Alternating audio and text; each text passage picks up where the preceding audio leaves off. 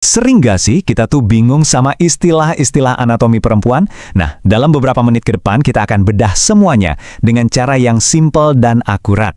Tujuannya biar kita bisa meluruskan kesalahpahaman umum dan punya pemahaman yang lebih solid. Yuk, kita mulai?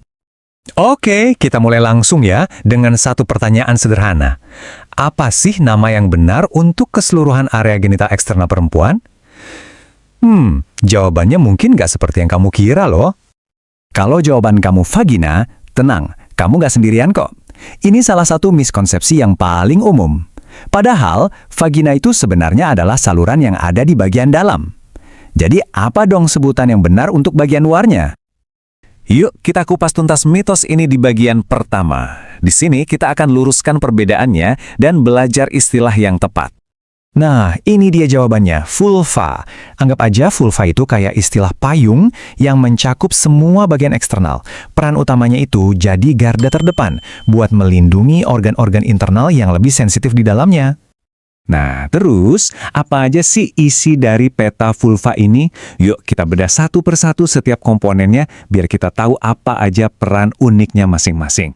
Jadi vulva itu terdiri dari beberapa bagian penting ya. Ada mons pubis, terus ada labia mayora dan minora, ada klitoris, dan juga dua lubang penting, lubang uretra dan lubang vagina.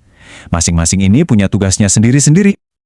Oke, sekarang kita fokus ke labia. Ada dua jenis nih, labia majora atau bibir luar yang lebih tebal dan jadi lapisan pelindung pertama. Terus ada labia minora atau bibir dalam yang lebih tipis dan jauh lebih sensitif karena penuh dengan pembuluh darah dan ujung saraf. Dan ini penting banget buat diingat ya, sama kayak wajah kita yang beda-beda satu sama lain, penampilan labia itu juga sangat bervariasi. Nggak ada tuh yang namanya satu bentuk normal, semua ukuran, bentuk, dan warna itu wajar dan sehat. Berikutnya adalah klitoris. Ini adalah organ yang unik banget. Kenapa? Karena fungsinya itu murni untuk kenikmatan seksual. Nggak ada hubungannya sama sekali dengan reproduksi ataupun buang air kecil. Seberapa sensitif sih emangnya? Coba bayangin ya, klitoris itu punya sekitar 8.000 ujung saraf sensorik. Ini benar-benar jadi titik dengan konsentrasi saraf tertinggi di seluruh tubuh manusia. Bahkan jumlahnya bisa 2 kali lipat dari yang ditemukan pada penis.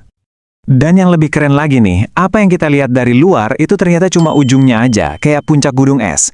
Sebagian besar struktur klitoris itu ada di dalam tubuh, dengan cabang-cabang internal yang akan terisi darah saat rangsang, mirip-mirip cara kerja ereksi.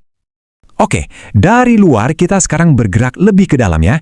Kita akan lewatin pintu masuk ke vagina dan ketemu sama penjaga gerbang di ujungnya, cervix. Pintu masuk ke saluran vagina ini namanya introitus. Letaknya itu persis di bawah lubang uretra dan dikelilingi sama jaringan yang elastis banget yang memungkinkannya untuk meregang.